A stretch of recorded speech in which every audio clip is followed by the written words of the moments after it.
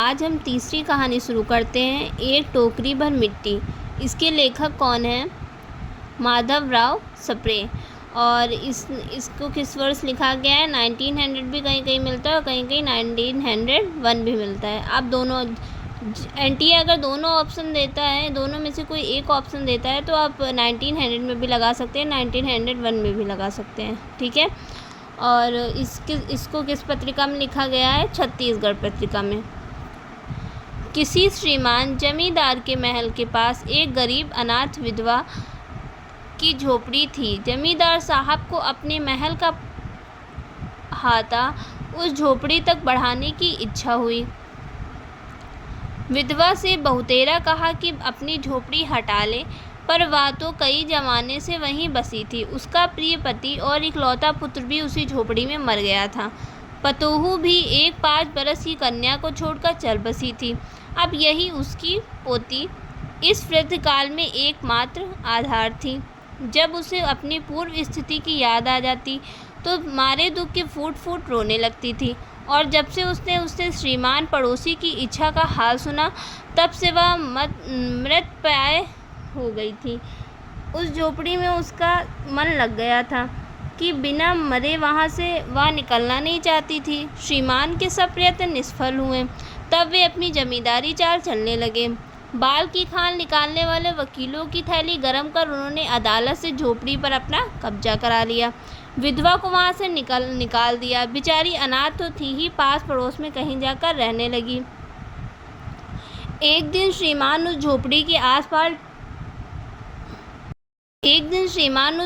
के आसपास टहल रहे थे, लोगों को काम बतला रहे थे। वह विधवा हाथ में एक टोकरी लेकर वहां पहुंची। श्रीमान ने उसको देखते ही अपने नौकरों से कहा कि उसे यहाँ से हटा दो, पर वह गिड़गिड़ा कर बोली, महाराज, अब तो यह झोपड़ी तुम्हारी ही हो गई है। मैं उसे लेने नहीं आई हूँ महाराज, क्षमा करें तो एक विनती है।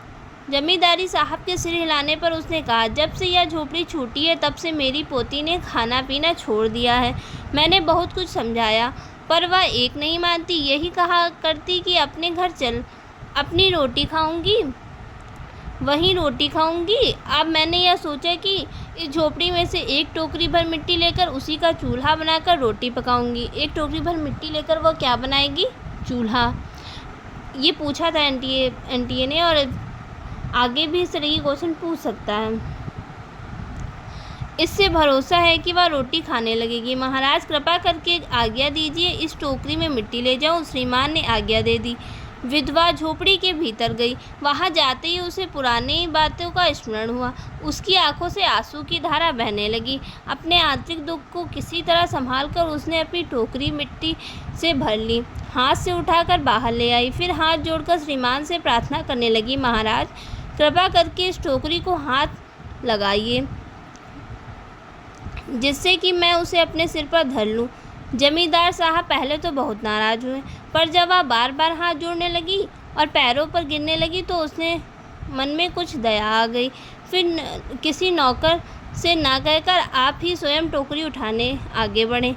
जो ही टोकरी को हाथ लगाकर ऊपर उठाने लगे, त्यों ही देखा कि यह काम उसकी शक्ति से बाहर है। फिर तो उन्होंने अपनी सब ताकत लगाकर टोकरी को उठाना चाहा, पर जिस स्थान पर टोकरी रखी थी वहां से वह एक हाथ भी ऊंची न हुई। वह लज्जित होकर उससे कहने लगे, नहीं, यह टोकरी हमसे ना उठाई जाएगी। यह सुनकर विधवा ने कहा, महाराज, नाराज ना हो, आपसे एक टोकरी भर मिट्टी नहीं उठाई जाती। इस झोपड़ी में तो हजारों टोकरियां मिट्टी पड़ी हैं, उसका भार आप जन भर क्यों कर उठा सकेंगे? आप भी इस बात पर विचार कीजिए। जमींदार साहब धन मत से गर्वित हो अपना कर्तव्य भूल गए थे, पर विधवा के उपयुक्त वचन सुनते ही उनकी आंखें खुल गईं। कृतकर्म का पश्चाताप कर उन्होंने विधवा से क्षमा मांगी और उसकी झोपड़ी वापस दे दी। और यहीं पर यह कहानी समाप्त हो जाती है।